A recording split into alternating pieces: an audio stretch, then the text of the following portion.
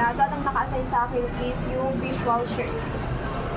So, dito meron po kaming dry fit round neck, V-neck, sando, dry fit po, round neck, long sleeve with collar,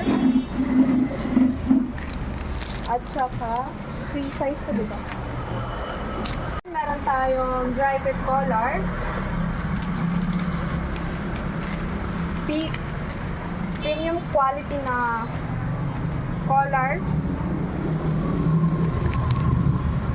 CVC, round neck, shirt planet 100% cotton, shirt planet collar, classic polo, shirt planet polycotton, at saka CVC long sleeve. At ang marirecommend ko din po is sana yung display is lagyan or magkaroon ng print para at least alam ng customer kung ano yung mga print na babagay sa damit na pinili. So makikita ng customer kung ano yung iba't ibang klase ng print ng store. So makakapili sila kung saan yung gusto nilang, yung maganda para sa kanila, yung babagay sa gusto nilang print. At dito naman po, meron kami dito yung bomber jacket na maganda sa amin at saka yung barka.